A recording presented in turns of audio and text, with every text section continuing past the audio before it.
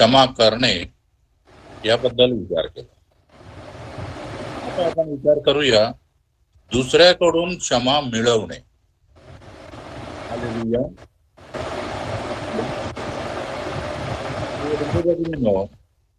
आपल्याला पाप क्षमा मिळणार या आशेवर आपण पापावर पाप करत असतो की नाही, मला तर पाप क्षमा मिळणारच आहे या आशेवर.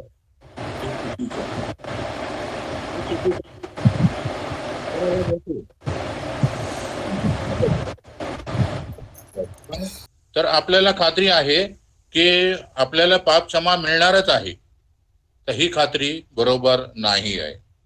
आणि ही खात्री म्हणजे आपण ग्रँटेड घेतलंय म्हणून आपण पापावर पाप करत असतो आणि पाप क्षमा इतरांकडून घेत नसतो. हालेलुया. आपण बघूया आता सिराक मध्ये चॅप्टर 5 4 ते 7. सिराक 5 अध्याय 4 ते 7. सिराक 5 अध्याय 4 ते 7. मी पाप केले तरीही मला काही झाले नाही असे म्हणू नको. करेक्ट. असे म्हणू नको. तुला काही झाले नाही, कारण परमेश्वर सहनशील आहे. पाप क्षमा मिळेलच अशी खात्री बाळगून पापांच्या राशी रचू नको. पाप क्षमा मिळेलच अशी खात्री बाळगून पापांच्या राशी रचू नको. हे वॉर्निंग आहे. त्याची दया महान आहे. माझी पाप कितीही असोत, तो मला पाप क्षमा करील असे म्हणू नको. कारण परमेश्वर दया करतो, तसेच त्याला क्रोधही येतो आणि पाप्यांवर त्याचा क्रोध कोसळतो. परमेश्वराकडे परतण्याची दिरंगाई करू नको. आजचे काम उद्यावर ढकलू नको, कारण एकाएकी परमेश्वराचा क्रोध उफळेल आणि तुझा झाडा घेतला जाईल, तेव्हा तू नष्ट होशील. हालेलुया. हालेलुया. प्रिय बंधू भगिनींनो, क्षमा मिळेल ह्या भरोशावरती राहायचं नाहीये. हालेलुया. त्याचप्रमाणे आणखी एक आपल्यामध्ये गैरसमज असतो की मी दुसऱ्यावर राग करत नाहीये, मी नाराज नाहीये कोणावर, मी दुसऱ्याला क्षमा केलेली आहे. होय, असेलही. पण दुसऱ्याला सुद्धा आपल्याबद्दल राग, नाराजी, दुःख असू नये.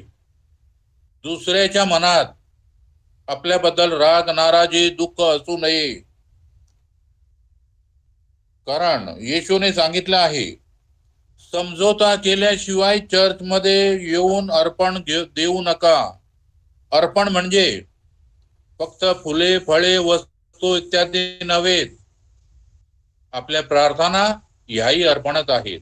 आणि हे आपण जर बघायचं तर मिसामध्ये फादर ज्या वेळेला 1 मिनिटाचा शांत राहतात, त्या वेळेला त्या बघावं आपण, आपल्या प्रार्थना धर्मगुरू उंचावत असतात.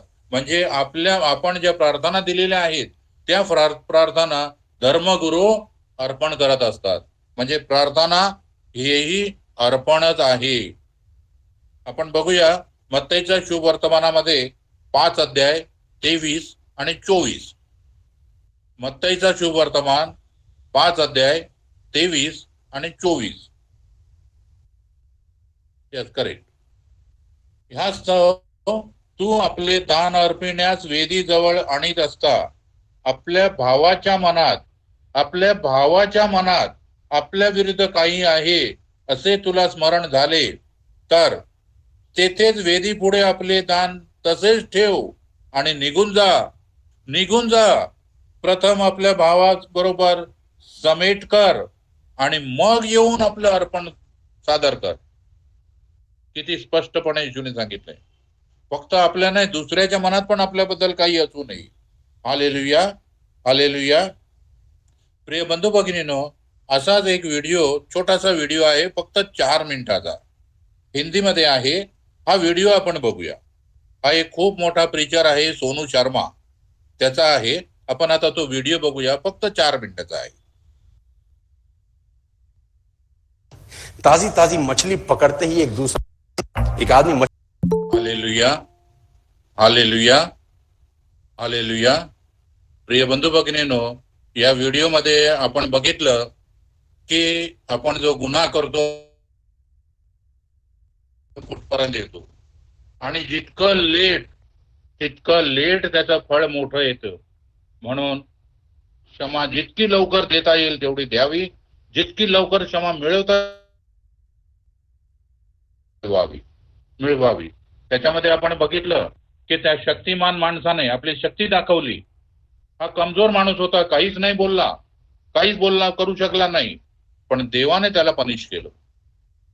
आपण जर कोणावरती अन्याय केला असेल आणि तो जर आपल्याकडे भांडू शकत नसेल, तर प्रिय बंधू भगिनींनो, त्याच्या बाजूने देव आपल्या बरोबर भांडेल. आणि देव जर आपल्या बरोबर भांडतो आहे, आपण कोणालाही काही जबाब देऊ शकणार नाही. म्हणून समझोता करून घेतलाच पाहिजे. Hallelujah, hallelujah. आपण नव्या करारात बघूया, करिंथकरांचं दुसरं पत्र, 2 अध्याय, 2 वचन. पत्र 2 अध्याय 2 वचन. कारण जर मी तुम्हाला दुःख देऊ लागलो, तर माझ्यापासून ज्याला दुःख होते त्याच्याशिवाय मला आनंद देणारा कोण आहे? प्रिय बंधू भगिनींनो, या वाक्याचा अर्थ आहे, मी जर कोणाला दुःख दिलं आहे आणि माझ्या जीवनात मला जर आनंद हवा आहे, हा आनंद मला तोच देऊ शकतो. हो, फक्त तोच माणूस देऊ शकतो ज्याला मी दुःख दिलेलं आहे. त्या माणसाच्या मनात माझ्याबद्दलचं दुःख गेलं पाहिजे, तिथे माझ्याबद्दलचं प्रेम आलं पाहिजे, तेव्हाच मला कुठेतरी जीवनात प्रेम मिळेल. नाहीतर जे दुःख त्याला दिलं आहे तेच दुःख माझ्याकडे येईल. म्हणून अशा माणसाकडे प्रत्यक्ष आपण क्षमा केली पाहिजे, आता करून घेतली पाहिजे. त्याबद्दल आपण पुढे नंतर सविस्तर बघूया. आता आपण बघूया उडाऊ पुत्राबद्दल. लूक मध्ये 15 अध्याय 16 ते 24. लूक मध्ये 16 अध्याय 15 अध्याय 16 ते 24 उडाऊ पुत्राबद्दल थोडंसं बघूया.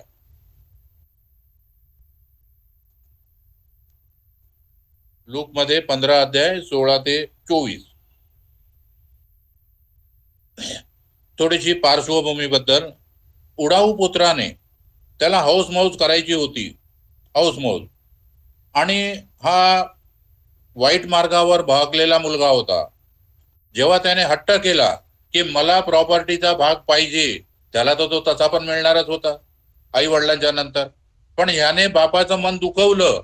बापाचं मन दुखवून, बापाला नाराज करून हा निघून गेला. कशावरती? मला खूप काही माहित आहे, मी खूप शिकलेला आहे, मी कॉलेजमध्ये खूप शिकलेलो आहे, मला खूप माहिती आहे, मी पैसा घेऊन जाईन, मोठा धंदा करेन आणि खूप मोठा व्यापार करेन. खूप ही घमंड आणि बापाच्या मनातलं दुःख, या दोन्ही गोष्टी याचा पाठपुरावा करतात. परमेश्वर कधी कधी परिस्थिती घडवतो. परमेश्वराने परिस्थिती, हा पैसा सगळा याचा संपला, त्या देशामध्ये दुष्काळ पडला आणि याला काहीच कामधंदा नाही. आता याला राहायला घर नाहीये, अंगावर घालायला कपडे नाहीये, जेवायला अन्न नाहीये. अशी परिस्थिती निर्माण झाली आहे. त्यावेळेला बघूया आपण आता बायबलमध्ये काय लिहिलंय 16 वचनापासून. तेव्हा डुकरे खात असत, त्यातल्या शेंगा तरी खाऊन पोट भरावे अशी त्याला फार इच्छा होई. त्याला कोणी काही देत नसत. एवढी खराब परिस्थिती. नंतर तो शुद्धीवर येऊन म्हणाला, माझ्या बापाच्या घरात कितीतरी मोलकर भाकरीची रेलचेल आहे आणि येथे मी भुकेने मरतो आहे. एवढी परिस्थिती खराब झाली तेव्हा हा मुलगा शुद्धीवर आला. म्हणजे हा बेशुद्ध होता असं नाहीये, त्याच्या डोक्यामध्ये गुंगी चढली होती, मस्ती चढली होती शिक्षणाची आणि आपल्या अकलेची. त्याप्रमाणे त्याला वाटत होतं मी खूप काही करू शकतो. त्या गुंगीमध्ये होता तो. जेव्हा परिस्थिती एवढी खराब झाली तेव्हा तो त्या गुंगीतून शुद्धीवर आला. शुद्धीवर आला आणि त्याला शुद्धीवर आल्यावर त्याला कळलं की बापाच्या घरामध्ये नोकर चाकर आहे, त्यांना एवढं चांगलं चांगलं जेवण आहे भरपूर, आणि मी इथं उपाशी मरतो आहे. म्हणून तो म्हणतो मी उठून आपल्या बापाकडे जाईन व त्याला म्हणेल, बाबा मी स्वर्गाविरुद्ध व तुमच्या विरुद्ध पाप केलं आहे. हा मुलगा मनामध्ये म्हणतो आहे मी पाप कोणाविरुद्ध केलं आहे? स्वर्गीय पित्याविरुद्ध आणि माझ्या बापाविरुद्ध पाप केलं आहे. मी प्रत्यक्ष माझ्या बापाकडे जाईन आणि प्रत्यक्ष माझ्या बापाकडे क्षमा मागेन आणि त्यांना म्हणेन मी स्वर्गाविरुद्ध आणि तुमच्या विरुद्ध पाप केलं आहे. आता तुमचा मुलगा म्हणून घेण्यास मी योग्य नाही. आपल्या एका मोलकऱ्याप्रमाणे मला ठेवा. काय परिस्थिती आहे, काय परिस्थिती आहे. मुलगा म्हणायला मी आता लायक नाहीये, मी आता नालायक आहे, तर एका नोकरासारखा मला ठेवा, असं बोलायची त्याच्यावरती वेळ आली. आणि हा म्हणतो मी तसं बोलेन. मग तो उठून आपल्या बापाकडे गेला. तो दूर आहे तोच त्याच्या बापाने त्याला पाहिले आणि त्याला त्याचा कळवळा आला. धावत जाऊन त्याच्या गळ्यात गळा घालून त्याने त्याचे मुके घेतली. हालेलुया. प्रिय बंधू भगिनीनो, याच्या बापाने त्याला वाटा देऊन पाठवला होता, म्हणजे एकदमच सोडला होता असं नाहीये. जसं येशूने सांगितलंय की कोणी बिलकुलच ऐकत नाही तर त्याला जाऊ द्या, सोडून द्या त्याच्या भरोशावरती, त्याच्या नशिबावरती, आणि त्याच्यासाठी प्रार्थना करीत राहा. त्याला कधीतरी अक्कल येईल, तो कधीतरी शुद्धीवर येईल, तो कधीतरी परत येईल. पण जर तसं नाही केलं, त्याला फक्त क्षमाच करत गेले तर काय होणार आहे? ह्या पोराने आपला हिस्सा, भावाचा हिस्सा, आई बापाचा हिस्सा सगळं काही घालवलं असतं आणि सगळ्यांना भिकारी करून सोडलं असतं. बरोबर आहे की नाही? म्हणून कधी कधी करेक्शन केलंच पाहिजे, फक्त क्षमा नाही. आता याला शुद्धीवर आला, याला कळलं आपली चूक, आणि आपली चूक कळल्यावरती तो बापाकडे गेला आणि बापाकडे गेला. बापाने त्याला लांबूनच बघितलं. बाप त्याचा रोज वाट बघायचा, माझा मुलगा आज येईल, आज येईल, आज येईल, त्याला आज समज मिळेल, परमेश्वर त्याला समज देईल, मुलगा येईल म्हणून तो प्रार्थना करायचा, रोज वाट बघायचा.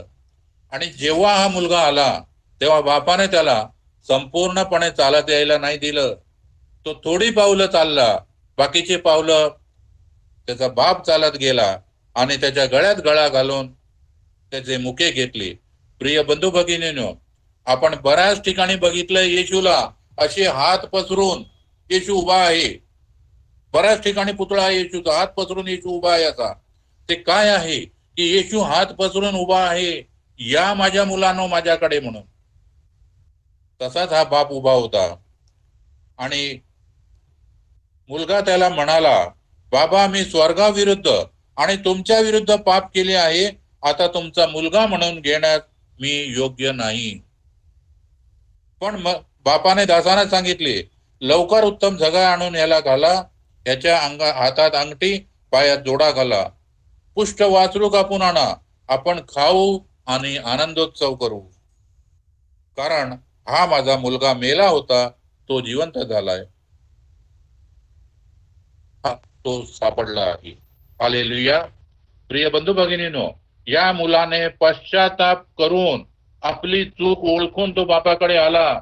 बापाने त्याला जास्त बोलू दिली नाही, फक्त तो एकच वाक्य बोलला. बाप बोलला, बस तुला पश्चाताप झाला, तू परत आलास, मला सगळं मिळालं आहे, सगळं मिळालं आहे. आणि बापाने त्याला गळ्यात गळा घातला, त्याचे मुके घेतले आणि नोकरासारखा नाही ठेवलं त्याला, आपल्या मुलाचाच दर्जा त्याला दिला. Hallelujah, hallelujah. प्रिय बंधू भगिनीनो, या दाखल्यामध्ये आपण बघितलं की या मुलाने गुन्हा कोणाचा केला होता? स्वर्गीय पित्याचा आणि आपल्या बापाचा, त्या दोघांच्या विरुद्ध गुन्हा केला होता. त्याने क्षमा कोणाकडून मिळवली? पश्चाताप करून स्वर्गीय पित्याकडून.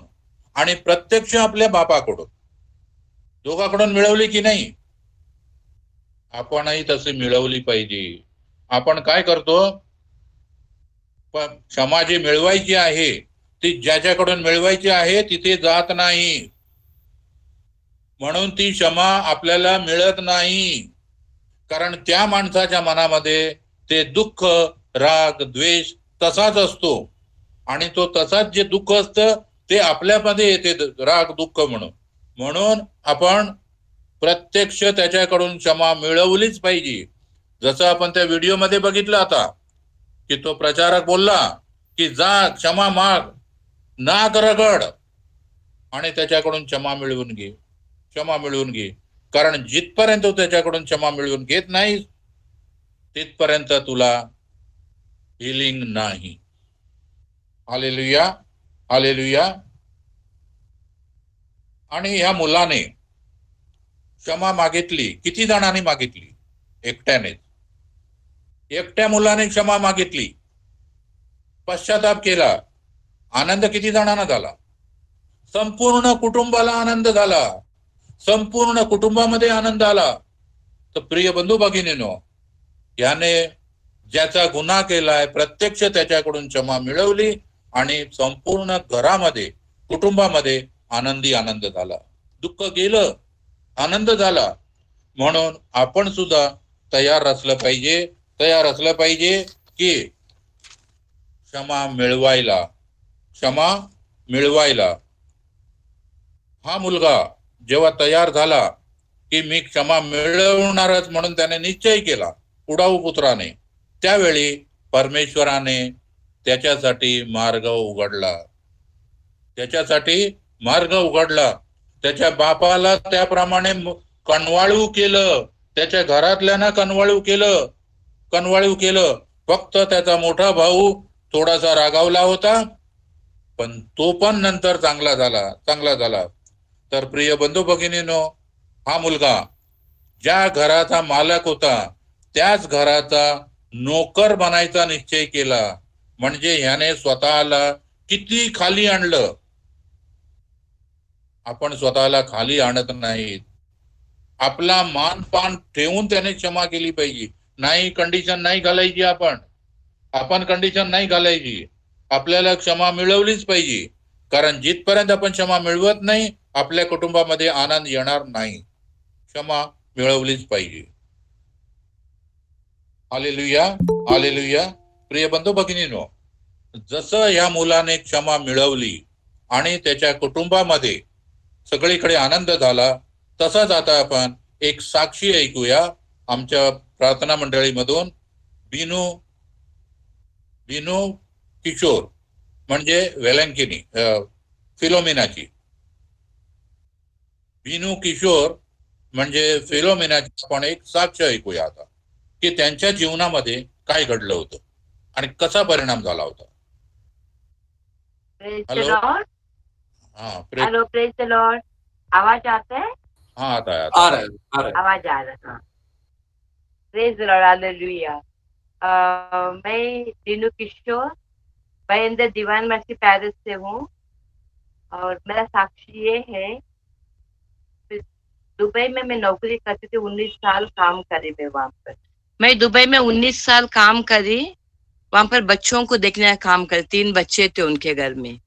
जब उस मैडम का शादी हुआ उस वक्त से मैं उनके घर में नौकरी पर लगी. मेरा वहां पर रहते रहते वहां पर उनको 3 बच्चा हुआ, तो उन बच्चों को संभालने का काम मैं ही करती थी. तो 19 साल जब उधर करने से वो मेरा एक परिवार की तरह हो गए थे. सारा जिम्मेदारी मेरे ऊपर था, उनका घर का, उनका परिवार का, सब कुछ, बच्चों का सब. तो मैं हर 2 साल में छुट्टी पर आती थी इधर. छुट्टी पर आने के टाइम पर जब तक हमारे पति अच्छा थे, नौकरी पर सब जा रहे थे, बाद में उनकी तबीयत खराब होने को लगी. तो जब मैं एक बार छुट्टी में जब आई, देखी उनका तबीयत खराब था, फिर मैंने मैडम को बताई. मैं बोली मैडम मेरा पति का तबीयत खराब है, अभी मैं नौकरी यहाँ पर नहीं करना चाहती. लेकिन वो राजी नहीं थे मुझे छोड़ने के लिए, क्योंकि बच्चे सब जिम्मेदारी मेरे ऊपर, तो राजी नहीं थे. फिर वापस मैं गई, यहाँ से छुट्टी पर से वापस गई, 2 साल वहां पर नौकरी करी. करने के बाद जब मैं दोबारा छुट्टी पर आई तो मेरे पति का तबीयत में और भी ज्यादा, उनका तबीयत नहीं ठीक लगा. तो मैंने वहां से उनको बिगर बोले इधर आके मेरे को 2 महीने का छुट्टी मिल जाता, 1 महीना छुट्टी बिताई और बिगर बोले मैंने मैडम को 1 महीने के बाद मैडम को यहाँ से फोन करी, फोन करके हमने ये बताए, मैं झूठ बोली उनसे, मैं बोली मैडम, मैं बोली मेरा पति का तबीयत बहुत खराब है। मैंने जब उनको बोली कि मुझे मुझे जाना है वापस, तो बहुत नाराज हुए, वो बोले नहीं अभी इस बार नहीं जाना, तो सुनने को तैयार नहीं थे, मेरा पासपोर्ट को फाड़ दिए। क्योंकि उस वक्त मुझे यही अच्छा लगा, मैं सोची ये बोलने से मैं बच जाऊंगी, नहीं जा पाऊंगी, पासपोर्ट को फाड़ दिए। तो वो हमसे इतना ना उसी टाइम फोन बंद कर दिया, कुछ सुनने को तैयार नहीं थे, बहुत नाराज हुए। फिर बाद में मैंने उनको वापस कॉल करी, मैं बोली मैडम, मैं बोली मैं क्या, बोलते अभी मुझे कुछ भी नहीं सुनना है। नहीं, सच में देखा जाए तो उस टाइम पर मैं ईश्वर में थी भी नहीं और मुझे इस प्रार्थना सभा का कोई चीज का ज्ञान नहीं थी, इसलिए और ये झूठ तो मुझसे हुआ ही था। फिर वो बहुत नाराज होके फोन ये किए, दूसरा दिन से उनकी मम्मी और उनकी बहन जो थी वो हमेशा मुझे फोन करती थी, बोली आपने ऐसा क्यों किया, कोशिश करो दोबारा कि आप पासपोर्ट बना के आ सके।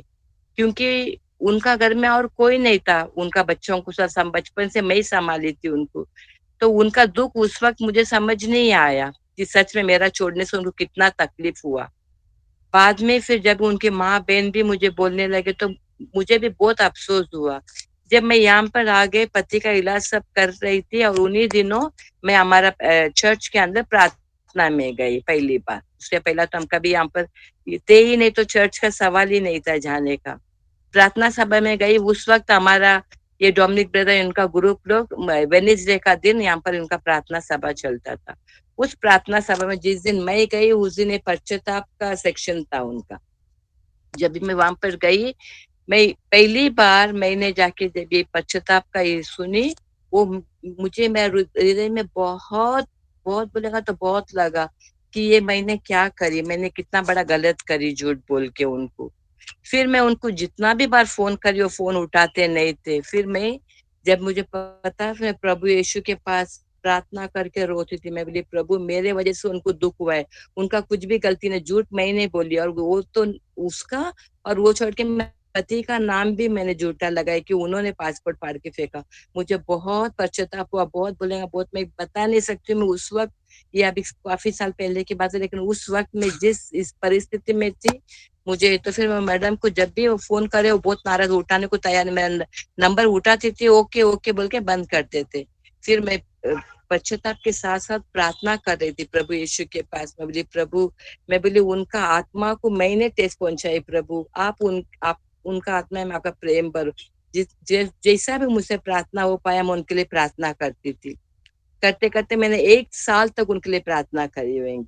फिर उन उस 1 साल तक, लेकिन बाद में प्रार्थना करके फिर एक दिन ऐसा था, मैं उनके पास फोन करके बहुत फोन में रोई और बहुत माफी मांगी। मैं बोली मैं क्या करी।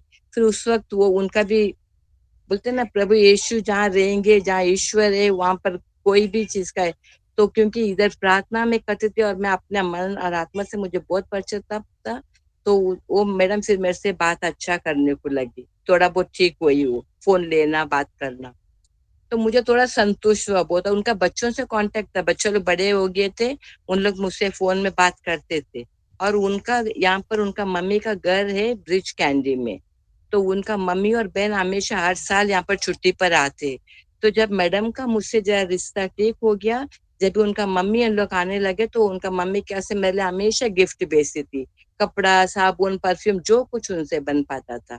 हर साल वो मुझे, उन साल में एक बार आते 10-15 दिन के लिए, उनके हाथ से वो भेजने लगे, फिर भेजते थे। तो इन्हीं इसी दौरान हम हमेशा कभी कभी हम लोग ब्रदर डोमिनिक के घर में, हम पूरा हम लोग के और भी साथी लोग हैं, हम उन लोग सब जाते थे इनके घर में प्रार्थना के लिए और ऐसे मिलने के लिए। तो उन दिनों में ब्रदर मेरे से हमेशा ये बोले आप दुबई जाओगे। तो मैं बोली ब्रदर मैं दुबई जाने का सवाल ही नहीं, मैं कैसा जा सकता, अभी तो मेरा उम्र 60 साल हो गया और मुझे जाना भी नहीं। बोले नहीं अब तुम जाओगे जरूर दुबई, बोला नौकरी के, नौकरी का सवाल ही, नौकरी का तो नहीं, लेकिन मैं जिसके पास काम करते अगर वहां मैं उधर होती तो शायद, लेकिन मैं बोला अभी मैं नौकरी के लिए भी नहीं और मैं वैसे भी दुबई नहीं जाने वाली। ब्रदर बोला नहीं आप जाओगे ही जाओगे। इनका हमेशा जब भी जाओ इनके मुंह से ये निकलता था। और जाओगे वो भी कितना, 1 महीना के लिए नहीं, 2 महीने, 6 महीना के लिए जाओगे। तो जब हम ब्रदर का बात सुन के जब इनका घर से नीचे उतरते थे, जब रास्ते में आते आते हम सोचते, मैं बोला ये संभव हो ही नहीं सकता है, कैसा मैं दुबई जाऊंगी। दुबई जाने का सवाल नहीं, को मुझे तो नौकरी करना नहीं था। और मेरा पति अभी नहीं रहे हैं, मेरा पति नहीं, उनका डेथ हो चुका है, वो अभी है ही नहीं। तो फिर मैं बोली दुबई तो मैं जाने का संभावना नहीं है। लेकिन उसका ही कुछ महीने के बाद हमारे जिसके घर में मैं काम करती हूँ, उनका जो बड़ा लड़का है, उसका शादी का ये लोग ने ये किया। शादी तय होने से मैडम ने मुझे फोन करी, वहां से फोन करके बोली देखो, बोली ऐसा ऐसा बेटा का, बोली शादी के लिए हम लोग लड़की देके आपको शादी को आना पड़ेगा। बोले 3 महीना के लिए आना पड़ेगा शादी के लिए। तो ये अभी 2020 का बात है, मैं जब शादी के लिए गई हूँ उनके पास।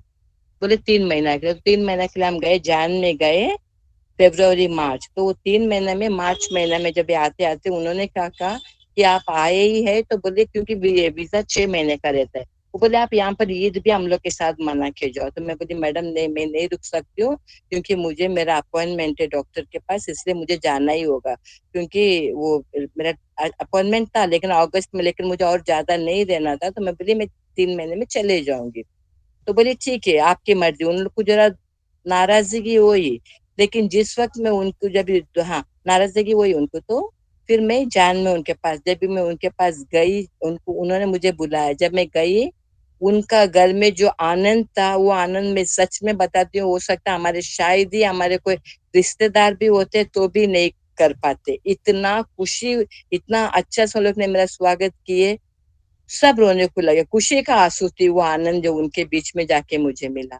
फिर 3 महीना रहिए, 3 महीना को सिर्फ 4 दिन बाकी था, मेरा 28 मार्च का टिकट था। 4 दिन पहला लॉकडाउन होने की वजह से मुझे मैसेज आया कि आपका फ्लाइट कैंसिल हो गया, आप अब जा नहीं सकते। मतलब हम दुबई से वापस यहाँ नहीं आ सक रहे थे, फ्लाइट कैंसिल हो गया। तो अभी क्या करते, फ्लाइट कैंसिल हो गया, अभी कितना समय के लिए क्या हो गया उस वक्त नहीं, पहला कोविड का ये था, मालूम ही नहीं था। लेकिन उन्होंने मुझे करते करते वीजा, मैं जहाँ पर मैं बोलती वहां पर 3 महीने के लिए गई थी, उधर 3 महीना ने 8 महीना हम उनके साथ में लिए, 8 महीना रहिए। और उसी में एक ने 2 ईद मुझे उनके साथ सेलिब्रेशन करने को मिला, उसका उनको वो खुशियां अलग से थी। फिर 8 महीना रह के फिर उस वक्त में सोचती थी, मैं बोले डोमिनिक ब्रदर मुझे बोलते थे आप 1 ने 2 6 महीना, लेकिन मैं बोली मुझे 8 महीना के ले रही, उतना 8 महीना फिर उनके साथ में रह के, फिर वहां से वो लोग शादी बच्चा का अच्छे से हो गया सब कुछ। शादी में वो लोग ने मुझे अच्छा गिफ्ट दिए, मैं बोली इतना कपड़ा सिलाई शायद मैंने कभी नहीं सिलाई मेरे लिए अपना तरफ से, लेकिन उनके तरफ से इतना सारा कपड़ा सिलाए, यहाँ तक कि गोल्ड का नेकलेस भी मुझे दिया, यानी बहुत बहुत सामान इतना दिए कि मैं बता रहा हूँ। उस वक्त भी मैं उनके पास माफी मांग के रोई, जब गई मैं बोली सामने के सामने गले लग के माफी मांग के उस वक्त भी रोई, तो उनको बहुत खुशी होगी। फिर मैं 8 महीना रह के फिर वहां से निकली और बच्चे लोग मुझे इलाके एयरपोर्ट तक छोड़ने को आए, और मुझे पैसा भी अच्छा खासा पैसा उन्होंने दिए जब मैं वापस घर आ रही थी। ये सब क्यों हुआ, क्योंकि मैंने अपना प्रभु यीशु के पास उनके लिए बहुत प्रार्थना करी, पश्चाताप हुआ, मन और आत्मा से पश्चाताप किए, बहुत दुख हुआ। तो ये सब अगर हमारा प्रभु परमेश्वर नहीं होते तो ये सब संभव नहीं था, उनके साथ में रह के सब संभव हो सका है। इसलिए मैं अपने त्रिएक देव की कोटि कोटि धन्यवाद देती हूँ। जय यीशु। जय यीशु, हालेलुया।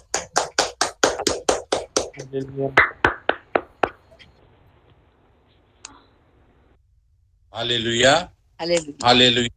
हालेलुया। प्रिय भगिनीनो, आपण बघितलं या बाईची आर्थिक परिस्थिती थोडीशी खराब होत आली होती, आणि मी तिला बोलत होतो तुला दुबईला जायचंय, त्याच घरात परिस्थिती नव्हती तिथे जाण्यासारखी, पण परमेश्वराने परिस्थिती बनवली। तर जेव्हा आपण परमेश्वराच्या जवळ जायचा प्रयत्न करतो, परमेश्वर परिस्थिती बनवतो। का परिस्थिती बनवतो परमेश्वर, तर आपल्या घरात आनंद यावा म्हणून। आणि जेव्हा आपण पश्चाताप करून एकमेकाबरोबर चांगले रिलेशन करतो, त्यावेळेला स्वर्गात आनंद होतो। आणि स्वर्गात जो आनंद होतो कोणामुळे, तर एका पापी माणसामुळे स्वर्गात आनंद होतो। मग तो आनंद आपल्या जीवनात येणार नाही, तोच आनंद आपल्या जीवनामध्ये येतो. म्हणूनच पश्चाताप खूप मोठा आहे. क्षमा मिळवलीच पाहिजे. आपण बायबलचं थोडंसं वचन वाचूया. लूकचा शुभवर्तमान 15 अध्याय 7 पासून 10 पर्यंत. लूकचा शुभवर्तमान 15 अध्याय 7 पासून 10 पर्यंत. करेक्ट. त्याप्रमाणे ज्यांना पश्चातापाची गरज नाही अशा 99 नीतिमानांबद्दल होणाऱ्या आनंदापेक्षा पश्चाताप करणाऱ्या एका पापी माणसाबद्दल स्वर्गात अधिक आनंद होईल, हे मी तुम्हाला सांगतो. ही येशूने गॅरंटी दिली आहे.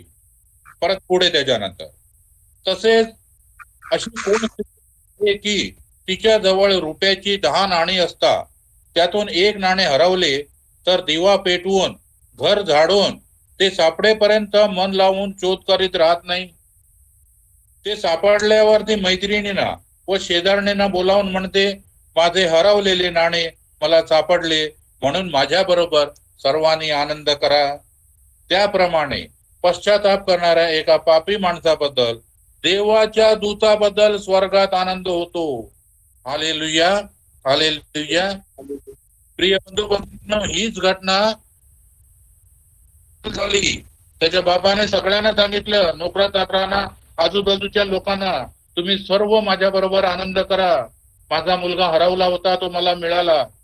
माझं रिलेशन जे खराब झालं होतं ते चांगलं झालं, त्याबद्दल आपण सर्व आनंद करू, असं त्या उडाऊ पुत्राच्या बापाने म्हटलं.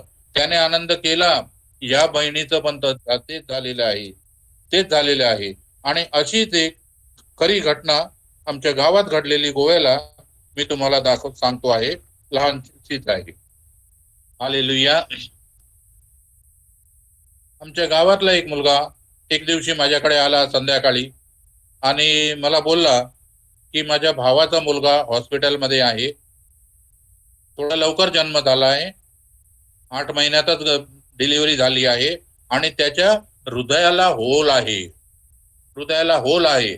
आणि डॉक्टर म्हणतात हा एवढा लहान आहे, याचं ऑपरेशन पण करू शकत नाही.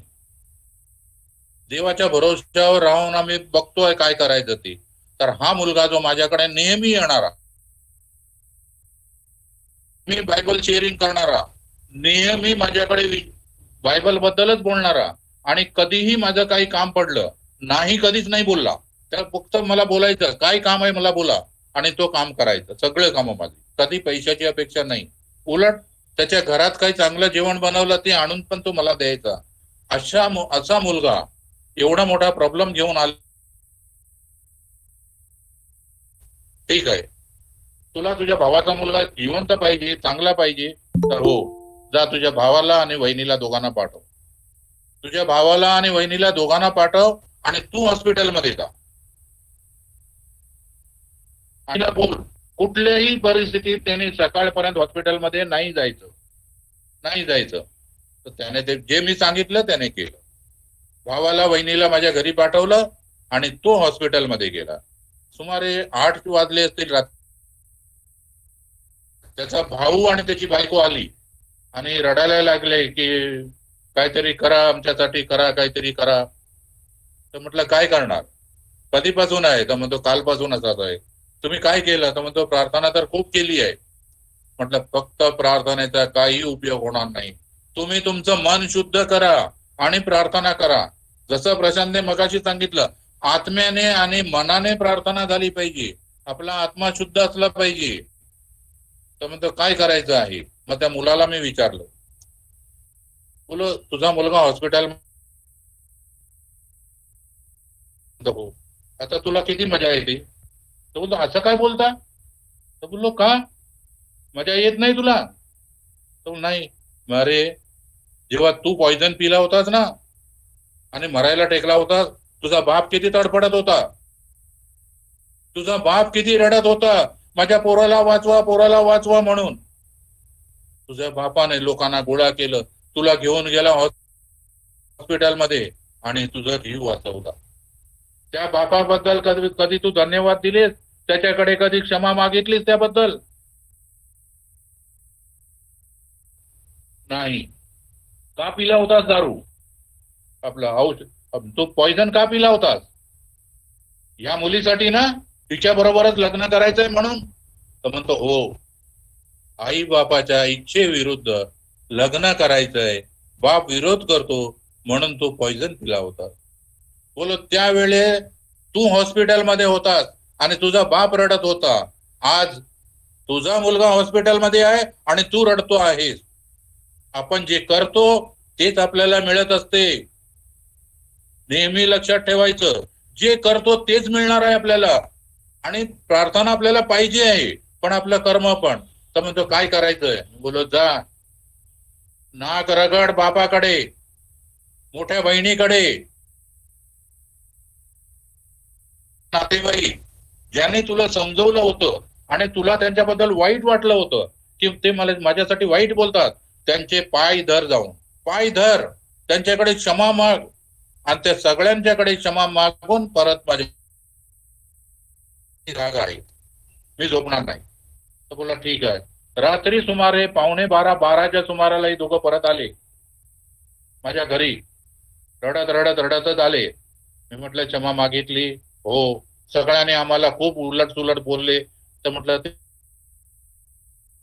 सहन केलं आम्ही. आता तुमच्या मनात कोणाबद्दल काही राग आहे? नाही.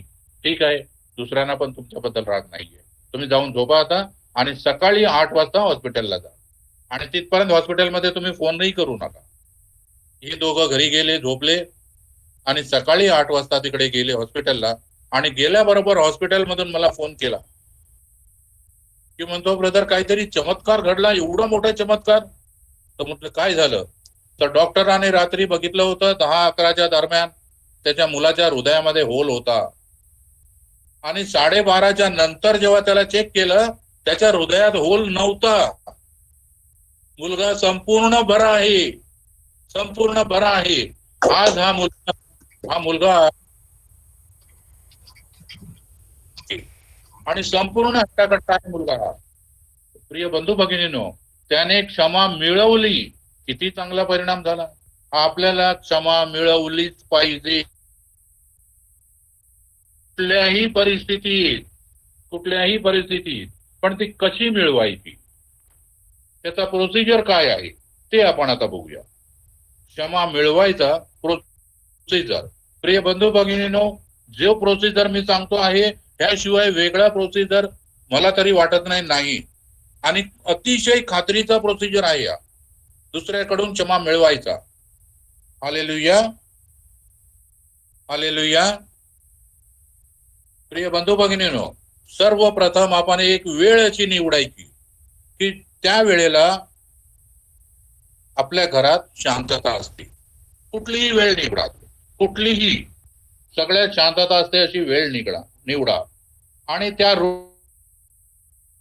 आपण एकटंच असलं पाहिजे शक्यतो. म्हणजे कंपल्सरी एकटं असलं पाहिजे असं नाहीये. आणि मन एकाग्र करण्यासाठी एक आमचे बापा 3 नमो कृपा बोला. एक आमचे बापा 3 नमो कृपा. का? आपलं मन एकाग्र करावं येशूकडे. आणि त्यानंतर ज्याच्याकडून आपल्याला क्षमा मिळवायची आहे त्याची आठवण करा, त्याची किंवा तिची आठवण करा. तो प्रसंग आठवण करा, ज्या प्रसंगामुळे त्यांना वाईट वाटलेला आहे तो प्रसंग आठवण करा. आणि दुसऱ्या व्यक्तीला कधीही गुन्हेगार, पापी समजायचं नाही. तो चुकला आहे हा विचारच बिलकुल करायचा नाही. मी चुकलो आहे असं स्वतःकडे मान्य करायचं. देव बापाकडे, येशूकडे मान्य करायचं. मी चुकलो आहे. त्या व्यक्तीला, परमेश्वराला आणि त्या घटनेला धन्यवाद द्यायचं. त्या व्यक्तीला, परमेश्वराला आणि जी घटना घडली आहे ज्याच्यामुळे आपल्याला अपमान किंवा दुःख किंवा भांडणतंटा एवढी महिने वर्षापासून चालत आहे, त्या घटनेला धन्यवाद द्यायचं. त्यांनाही धन्यवाद द्यायचं. का? कारण आपल्या जीवनात घडलेल्या अनेक घटनांची त्याच्यामुळे आपल्याला आठवण झाली. त्याशिवाय आपल्याला ती आठवण येणार नाही. कारण म्हणतात जळाल्याशिवाय कळत नाही, स्वतःचं जळल्याशिवाय कळत नाही. तर तसं आपण आठवण करायची आणि मुख्य मुद्दा आपला आठवण ठेवायचा. मी चुकलो आहे, होय मी चुकलो आहे, तो नाही, मी चुकलो आहे, चूक माझी आहे, पापी मी आहे, तो नाही. हालेलुया. येशूला आणि पित्याला विनंती करायची, प्रभू मज पाप्यावर दया कर. प्रभू त्या व्यक्तीला क्षमा कर, कारण त्याला त्यावेळी ते कळत नव्हते तो काय करीत आहे.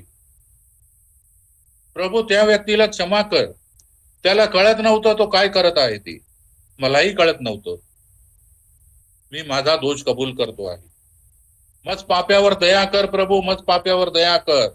प्रभू त्या घटनेबद्दल मी कबूल करतो आहे, ते घटना माझ्याकडूनच घडली आहे. प्रभू मीच पापी आहे, मज पाप्याकडे दया कर, मज पाप्यावर दया कर. प्रभूकडे ही विनंती किती वेळा करायची याला बंधन नाही, कसलंही लिमिट नाही आहे. शक्यतो आपल्याला रडायला जोरात येईल, हुंदके देऊन तिथपर्यंत बोलायचं. म्हणजे आपलं रडणं पश्चाताप हे आतून आलं पाहिजे. त्यावेळेला आपण प्रार्थना करताना, त्यावेळी घरात असो, चॅपलमध्ये असो किंवा चर्चमध्ये असो किंवा बाहेर गार्डन मध्ये असो, त्यावेळी इतर कोणी आपल्याला बघतात, आपल्याला हसतील, आपल्याला वाईट म्हणतील, पापी म्हणतील, याची बिलकुल पर्वा नाही करायची, बिलकुल पर्वा करायची नाही. किती दिवस ही प्रार्थना करायची याला लिमिट नाहीये. रडत राहायचं, प्रार्थना करत राहायचं. जसं ती बहीण आता जिथे 700 वर्षभर रडत होती, वर्षभर रडून प्रार्थना करीत राहा. त्यानंतर थोड्या वेळानंतर प्रभूला दुसरी एक विनंती करायची, प्रभू त्या व्यक्तीला मी संपूर्ण क्षमा केली आहे, तूही त्याला क्षमा कर. आणि प्रभू माझ्यामुळे त्या व्यक्तीला जे दुःख झालं आहे, ते दुःख तुझ्या पवित्र रक्ताच्या स्पर्शाने धुवून काढ.